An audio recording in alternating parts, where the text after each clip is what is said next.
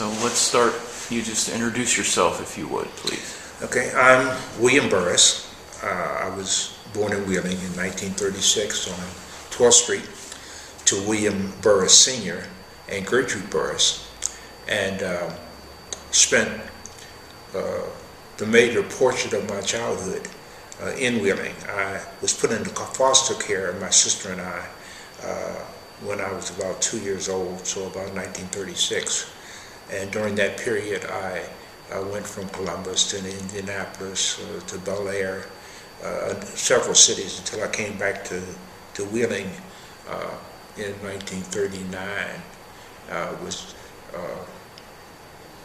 Went to Lincoln grade school, and then continued in the Wheeling community until I enlisted in the United States Army in 1954 upon my graduation from high school. Tell us about Lincoln School when you attended there. Lincoln School, it was an impressive architectural design, and it looks out over Chapman Street. And from its construction, I lived on Oak Street right behind Lincoln, and I recall the old building. As a matter of fact, I went to the old Lincoln school, in the grade school, and recall when they built Lincoln in 1943. It was a shell, an empty shell. There was no facilities interior. Very impressive driving past, but there was really nothing to assist in the learning process inside Wheeling. We had good teachers, and I trust that I gained some knowledge during my stay there. But the Lincoln School, as you know, we took in the students all the way up and down the river. They were consolidated in Lincoln beginning the 9th grade. And that's when I met Thomas and other friends that came from Wellsburg and Warwood and other locations up and down the Ohio River. And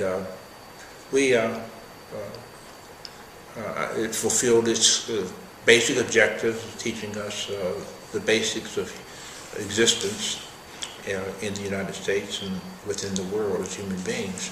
And I'm very appreciative of the education that I received at Lincoln, the individuals that I came in contact with to shape my life over the coming years very successfully. And I look back with fondness. The world has changed dramatically since I lived in Wheeling, since I attended Lincoln High School, went off to the United States Army. Computers, we didn't have computers when I grew up. Television, we didn't have televisions. Jet airplanes. So much has changed in the world, in the United States and in the Wheeling community, I'm sure. I don't live here anymore, so I don't experience the interaction with the community itself. But Wheeling was segregated, like most states in this part of the country. It was segregated, and we were herded off into isolated districts. I lived on High Street and O Street, and High Street was just a block and a half from Grandview. Grandview was public housing, and I never met a single individual that lived on Grandview after living there for 4, 5, 6 years. Never came in contact with, never said hi, never played with a single individual. It was all separate.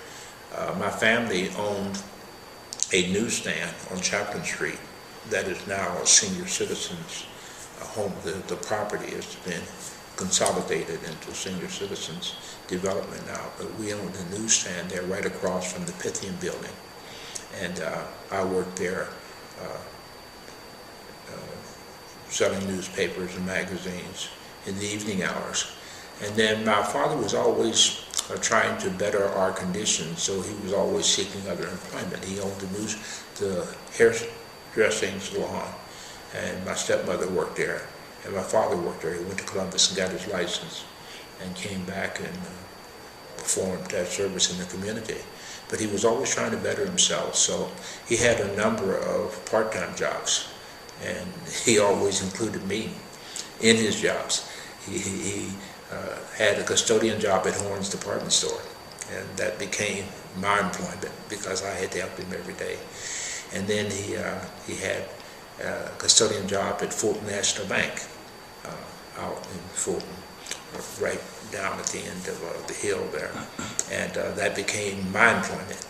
In fact, while he was working, in addition to his hairdressing duties, he worked at the Fulton Bank, and he went off to Detroit to get better employment, and he left me in charge of the custodial activities at the Fulton National Bank. So at the age of 16, I had keys to Fulton National Bank, and I'd go there in the morning and open it, and then leave there and go to school, and then after school, after sports at school, I'd come back and clean it up and lock it for the evening. So I had keys to a bank at the age of 16, Fulton National Bank, and I recall I had many fond memories of the employees that worked there, and my opportunity to earn income. Matter of fact, I had more income than all of my classmates because I was working every day, and I made $1.50 an hour, and I guess I had as much as some of the teachers. And my father never demanded I contribute anything to household expenses, so all that was just money for personal use. Went off to the United States Army, and never really returned to the Wheeling community. My parents relocated to Detroit while I was in the military, and that was foreign to me. I knew nothing about Detroit, and when I was discharged, I had no desire to move to Detroit or locate to Detroit. So I returned from the Army, and with a friend of mine, and we settled in Steubenville for 6 or 7 months. And after a period, I knew that that was not a future for me. So my sister lived in Cleveland, so I moved to Cleveland, or relocated to Cleveland. I had nothing to move except my car and myself, and I relocated to Cleveland, and the rest is history. That's where my career began. I was employed in the United States Postal Service, and then got active in union affairs, eventually becoming the president of the largest postal union in the world, and one of the largest unions in this country, representing any employees. So, and the background of all of my activities was my beginning in Wheeling, my birth here. I've often thought, I've traveled around the world. I've met 4 presidents up close and personal. I've met Nelson Mandela, met kings and queens of other countries. And no matter where I went, what activities I was involved in, I was proud to present that my home was Wheeling, West Virginia. That's where I was born, that's where I was raised, that's the foundation of who I am. I was disappointed that I don't think that Wheeling was proud of me. I don't think Wheeling, as you know, during my upbringing in this community, it was segregated. I engaged in Louis' hot dog stand that was right up the street. I could only get a hot dog through the side window. And I was conscious enough, and we were close enough to Ohio and Pennsylvania where they did not have those Jim Crow laws, that I could see and feel the differences that were imposed upon me because of the color of my skin. That was a disappointment to me. Certainly, I thought that I was equal to anybody, but then schooling was somewhat, I'm sure it was not equal to that of the white community. But I was denied many opportunities that would otherwise been available to me. And perhaps my life had taken a different turn. I have no regrets. I was awarded the Stifle Prize in each of my grades, in my high school grades. And I looked on the internet, and I see they still give the Stifle Prize in the community. I received the stipend prize each year. And in 1954, I graduated 12 days before the Brown versus Board of Education decision. So I couldn't go to any college in the community. There was no college in the Wheeling community that I could enroll in, even though my grades were acceptable. And my sister at the time was attending college at West Virginia State University, the colored school in Charleston. And my father couldn't afford to send both of us away, the lodging and everything. So my option was the U.S. military. The Eisenhower administration, the economy was in a recession of sorts, and there was not employment other than service employment. Previous generations went into the steel mill, coke plants, coal mines, and that was not available for me, and that was not a future that I wanted with my life. So I had to go off to other places, among other people, doing other things for my future. You mentioned the Pythian building. Can you tell us a little more about that neighborhood? Yes, the Pythian building, it was an African-American neighborhood, a colored neighborhood. That was Doc White was the proprietor, and Doc White and Doc Davis. And the drugstore was there. That was other than the pool hall that was downstairs in the Pythian building. They were directly across the street from my parents' beauty salon. And that was the gathering point for the African-American youth. After school, we would meet there in the lower level of the drugstore, and we would commingle, girls and each other. And they had a jukebox, and we would entertain ourselves. And Doc was, he was the center of the African-American community. He arranged different events for the community, boat rides. We'd go out to Tank Field and engage in activities. And he was the linchpin of North and South Wheeling African-Americans. The African-American community, Doc, was the one who involved us in social activities and very active. And I understand that Wheeling has recognized his contributions to the community, and that's commendable because he was the linchpin. He was the one that held us together and gave us hope of a better tomorrow. You mentioned Louis Hot Dog. Were there any similar memories of places where you were excluded or segregation affected? I had an uncle. I don't know what his, which side of the family he was. I'm sure he was on my mother's side. I didn't know him well. He lived in South Wheeling, and my stepmother, my mother left when I was very young, so I was raised by my father until he got drafted in the military, and then he got married very quickly, so he had somebody to take care of my sister and I. But what was the question? Other instances where segregation? Oh, segregation, yes. My uncle, he shined shoes in the McClure building, McClure Hotel. And my father was always trying to find my niche in life, what I could be successful in doing.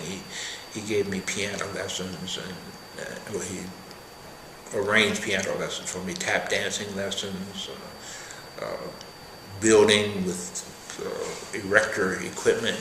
He was always trying to find something that I was good at, unsuccessfully.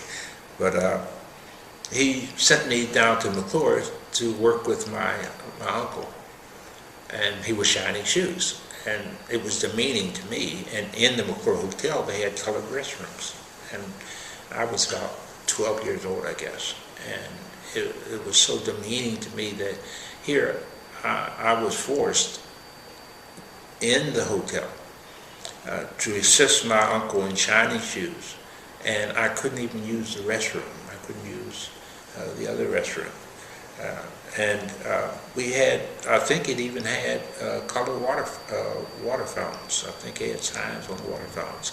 I did not run Louis' hot dog stand. That was one of the the main issue, when we were in high school, Thomas and I, we often went down to Louis to get a hot dog. And you couldn't go in Louis. You couldn't buy a hot dog inside. You had to purchase it through the window. And you couldn't go in and sit down. I don't recall any time having to ride on the back of the bus or anything in Wheeling. And I used the bus for a lot of my transportation. My father never owned a car. Between Wheeling and Wellsburg, I had a girlfriend who lived in Wellsburg, and I'd go up and down the river there often. And I never had to sit in the back of the bus. I don't recall ever having to sit in the back of the bus. And during my stay in Wheeling, I was here for, in my early school years, I spent probably 3 years in foster care somewhere in the Ohio Valley or Columbus, Ohio. So that means I spent 14 years here. I was never called a nigger to my face. You know, I'm not a fool. I knew that it was a common reference point in the community, in both white and colored communities, but I was never called that to my face.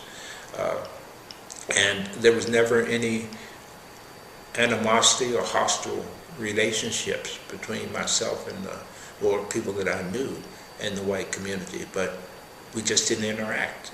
We were herded into two totally separate environments in a small community, and we never interacted at all. I didn't know there was a white family that lived on 12th Street when I lived on High Street, and there were 3 boys, and I don't recall their names, but those were the only people of Caucasian, only Caucasians that I knew in Wheeling, other than the place where I worked.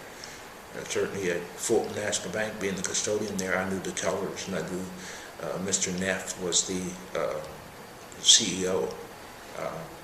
And at Horns, we interacted with some of the other workers there, but I just, it was 2 separate worlds. I lived in one, and the white community lived in a different one. And I have concluded, I've had a lot of time to think over the last 78 years about the divisions that have occurred in this country and in my life. They were convinced that we were different, that I was different because of the color of my skin, not because of my income level, not because of my family structure or the principles that have been taught to me, my education level. I was different merely because I was brown. And that marked me during the period that I lived in the Wheeling community. I couldn't escape it, and so it marked me as inferior. And it was the government. It wasn't the individuals. It was the government. The government thought that I was less than equal. And until the civil rights struggle of the 60s and the success that was achieved under Lyndon Johnson's administration, we were different. We knew we were different. Every day, you know, in some fashion. I recall, I went to Bless Martin High School for 2 years, and I left because I wanted to play football. And they didn't have a football team. They had a basketball team, but no football team. And so I went to Lincoln. And once a year, our coach, Mr. Kinney, would take us to Wheeling High after hours, after all the kids were gone. It was in the dark. And they would permit us to go through their used equipment. And we would take that back to Lincoln, and that was the equipment that we used until about, I think I was about a junior in high school, and the boosters, my father led an effort to purchase equipment for the young boys, football equipment. But before that, we would get the used equipment, and they'd bring us in there after the school was closed, so they wouldn't see us. And that was so very, very demeaning, for you can imagine a 15, 16-year-old kid sneaking in with his coach into the bowels of the high school and going through. They'd have a room full of used football shoes, and we'd go through and match. There were no two together. You'd have to go through and get a right foot and a left foot. And that was extremely, I'd always remembered that. That's where we got our football equipment from. We were permitted to go to the skating rink, roller skating, Mondays only, no other day.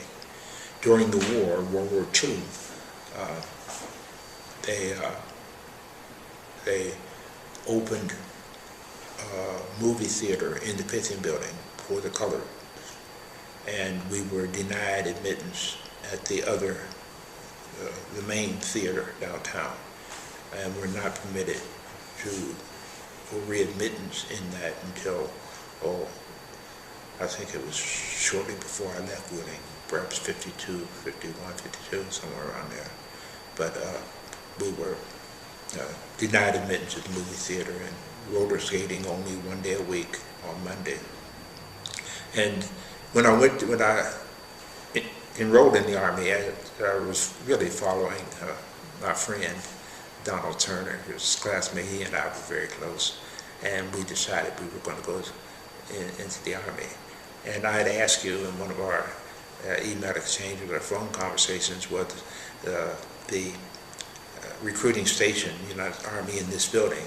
And as I drove through town coming here, I know it was not, because this is not where I left from. I left from the courthouse. That's where the station was. So that's where I left Wheeling from, the courthouse. But we went from there, walked to the train station. And there were four of us. Donald Turner, another colored child, African American. We were both 17. And myself, and two Caucasians, boys our age. We didn't know either one of them. One was from Bridgeport, and I forget where the other one was from. We didn't know them before we were hooked up to enroll in the Army. So the gentleman that inducted us, and then gave us our oath of office and everything, he gave our papers. All the papers were given to one of the Caucasian kids, and we boarded the train together, the four of us. And when we got to southern West Virginia, we were sitting together. And he had all our papers, and we were sitting there talking, very nervous, didn't know what we were about to embark on. When we got to southern West Virginia, the conductor came through and told us we had to move. Donald and I had to move. We couldn't sit with the other two recruits for the bout. We were going to Kentucky, Fort Knox, Kentucky. And we couldn't remain, in that car. We had to go to the colored car. And that was the last thing that I remember when I was leaving the state. We were in Fort Fairmont, I believe, Fairmont, West Virginia, when they informed us that we had to move to another car. And that was, once again, very, very demeaning. 17-year-old kid, looking to make his way in life and to be put down in that way. At that, as a human being, that you're not equal, you can't even sit here. So we were forced to relocate, and we did. And what followed was a successful Army career. I earned promotions, was a sergeant by the time I was discharged. And I knew it wasn't a career for me. I really wanted to be in a position early on in life that I wanted to make decisions. I wanted to make decisions for myself as well as for others. So I know taking orders in the United States Army was not a long-term activity I wanted to engage in. So a general asked me one time, did I want to re-enlist in the Army and make it a career? And I told him, no, sir. I said, I'm getting out of here as soon as I can. When I think about 3 days early, they let me go. And I drove back to Wheeling directly from that. My uncle, I was coming back to visit. I was going to stay temporarily with my uncle who lived on 12th Street. And his name was Jack Russian. And I went to his house and was told upon my arrival that he had been killed the week before in an auto accident coming up National Pike. And so that severed, perhaps if he had been alive, I might have relocated there and maybe have found employment, and maybe made Wheeling my permanent home. But that removed any possibility. I then went to Steubenville and worked at a car dealership there for a brief period of time. But I knew that looking around and seeing the lives of other people, I knew that I wanted to make a greater contribution to myself, my eventual family, as well as the community, than what I was witnessing in Wheeling. And as I said, Brown versus Board of Education was decided 12 days before I graduated.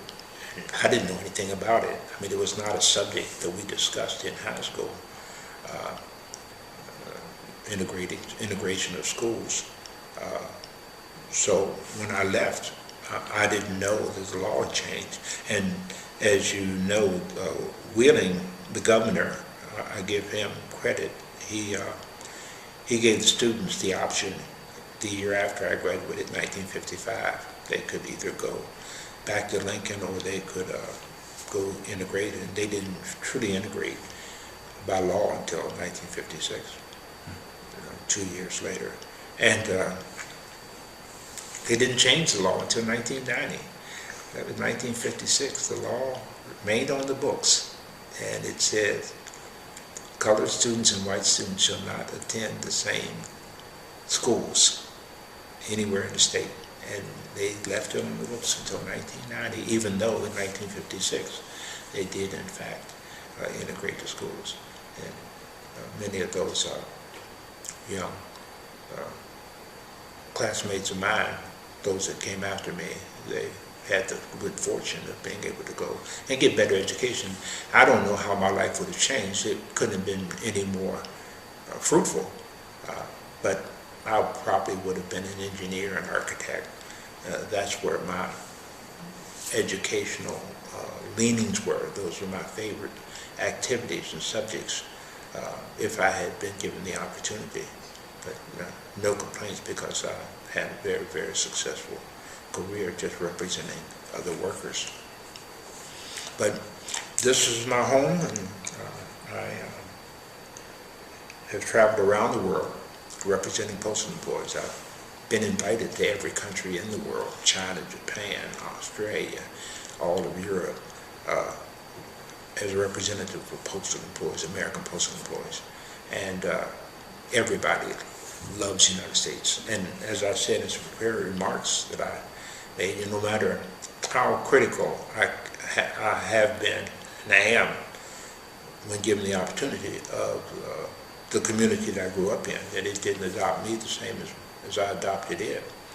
But my career, my life could have only happened in the United States of America. I've been around the world, and I could not have achieved what I was able to achieve in any other country. And a minority in France, a minority in England, Russia, China, Japan, a minority would not have succeeded anywhere close to the success that I've had in life. So I think the issues that divided us in this country, that we have overcome in large part, are human. I don't think they're so much societal. I think they're human. I think majorities discriminate against minorities. That's just, in Africa they do it. And majorities discriminate against minorities. So this is just one of the failings, one of the many failings of the human species, that we find it difficult to assimilate, but we've done a better job of it here in the United States than anybody else in the world. I could not have risen to the leadership of one of the major organizations in any other country that I was able to do in the United States. And with Wheeling as the beginning of all of it. Wheeling is where it all began. And people ask me where I'm from. And I was known throughout my stay in Wheeling. All my friends referred to me as Buster Burrus. My father's name was William, which was Bill, for short. Everybody knew him. My sister, who was 3 years older than me, was named Billy. And then I was the third member of the family, and my name was William, so they couldn't call all of us Bill or Billy, so they named me Buster. And they referred to my father's Bill and my sister is Billy. And this is the first time I've ever been in this library. Yeah, I grew here, and it was a good student. I thirsted for knowledge, but I was not permitted in this library. We had a library. I know it's closed right now, but there was a library on 12th Street. Really? Yeah, there was a library right before you go up the hill on 12th Street. Well, it's all a hill, but there was a Mooney's grocery store right at the bottom of the steep decline. And right before that, there was a library and a little YMCA. And that, my wife, she grew up in Cleveland, and she spent a lot of her time in libraries. She still does. She checks out books now, and she likes to read. And I told her, well, when I grew up, I never went to the library. And she's surprised. She's so surprised. She grew up in Cleveland, so it's a totally different situation. She said she couldn't believe that I'd never been in the library. I said, no, I wasn't permitted in the library.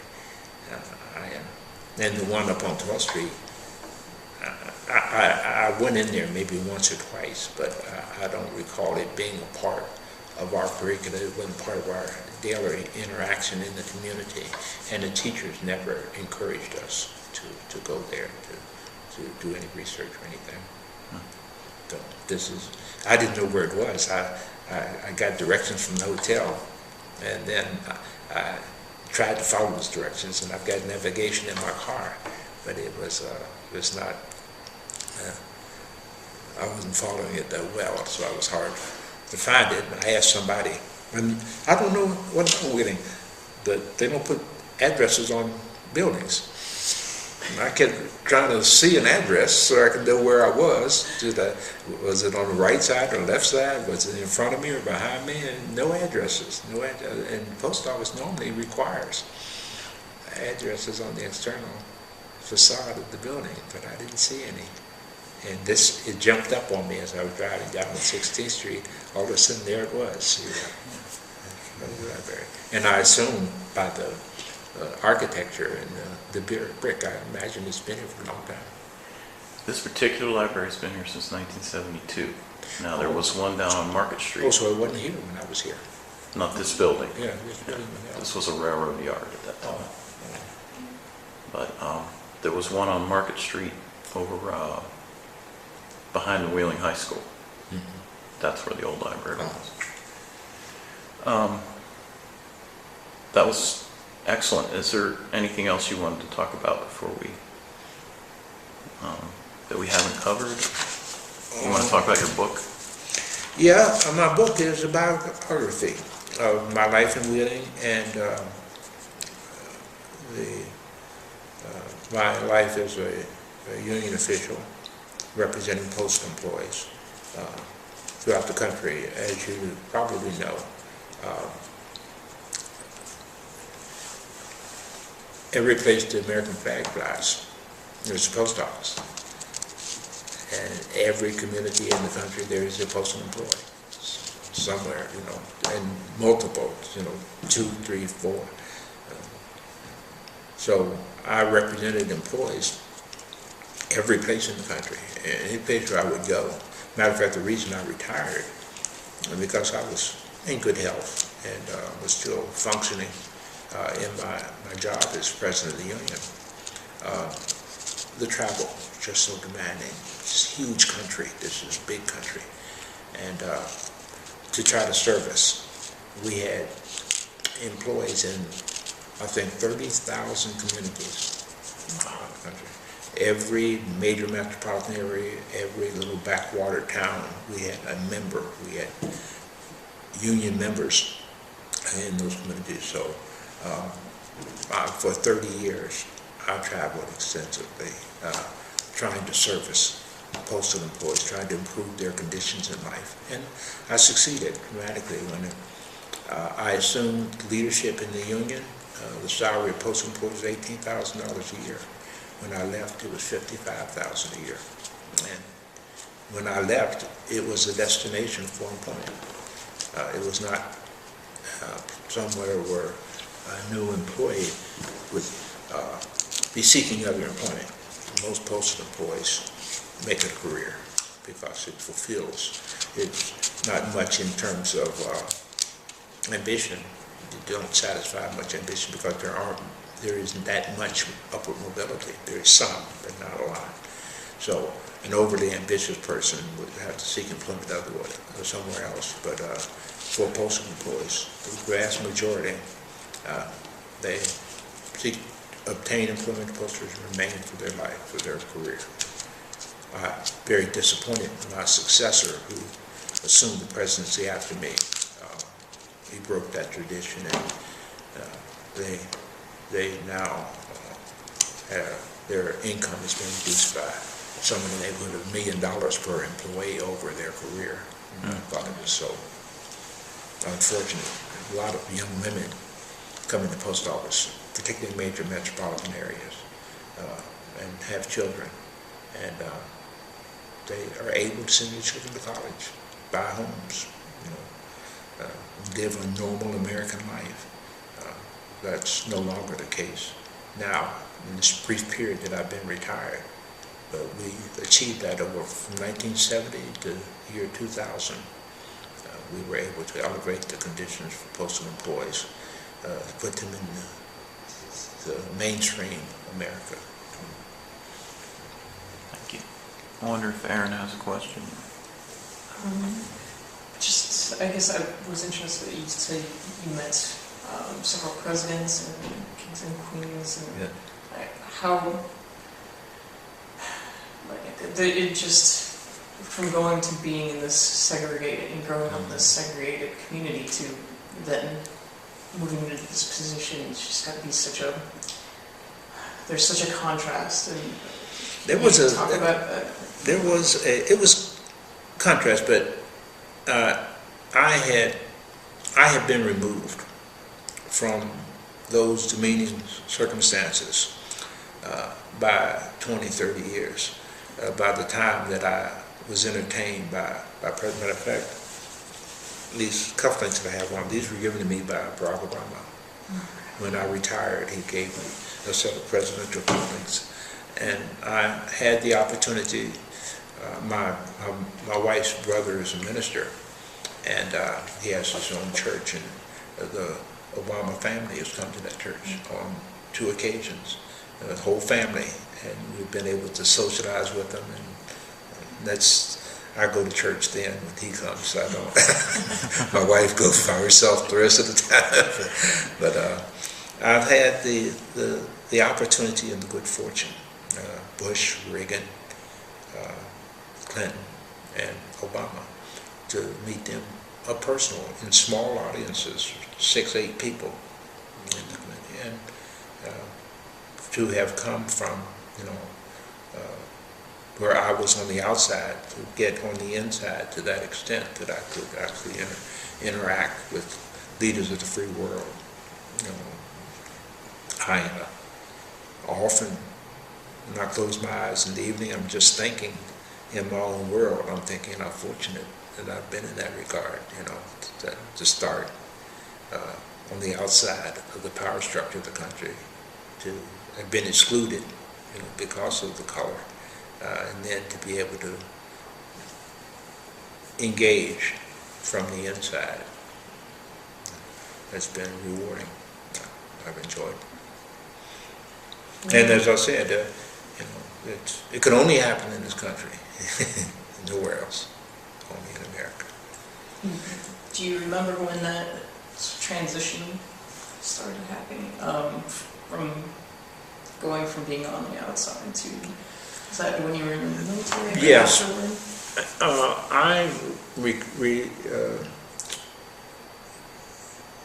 refer to a lot of that transition in my journey, the book, My Journey. And I talk about my maturation as a postal employee, while a postal employee, and the exposure that I had to individuals that were worldly, men that were my father's generation that had been through the war and been to college, and I worked with them daily, just like we're sitting here, and we would talk for 8 hours because the clerk duties in the post office don't require a lot of mental acumen. And so you do it almost by rote. Your memory, you have to have a good memory. But you can engage in a conversation, in-depth conversation with somebody sitting beside you and perform your duties as a postal employee well. So I was able to get an advanced education, just my exposure to them, and day in and day out. And I had a streak of rebellion in me, so I gravitated towards union activity, demanding of superiors equality and fairness, and that I was good at it. So I got involved in the union, and one thing led to another. I eventually became president. And our union, unlike most unions, everyone is elected by referendum. Every member gets a ballot. We weren't elected at conventions. We're delegates. You know, that's political. Where one person represents 50 people or 100 people. You know, every member in our union got a ballot, and each one of them had the right to vote. So it was rewarding to know that, you know, and we're talking about Mississippi, Alabama, Georgia, I mean, where discrimination was blatant, you know, African American to be voted in as president of the union. And they haven't had one since, and I doubt if they'll have another one in the very near future. It's because the country hasn't just said, we've got a president of the United States. You'd think that a union, but there's AFSCME, American Federation of State, County, Municipal Employees. They have an African American president. He's from West Virginia too. His parents are from West Virginia, from Clarksburg. He and I used to have long conversations about our journeys. But he's African American, and that's the largest union in the AFL-CIO. But of the other 54 unions in the AFL, the only other African American I know of is Football Players Association. Their president is African American. I don't think there are any others. So out of 54 in the country, there may be 2 or 3, and I happen to be one of them. But it was, and I was so surprised. Winning is beautiful.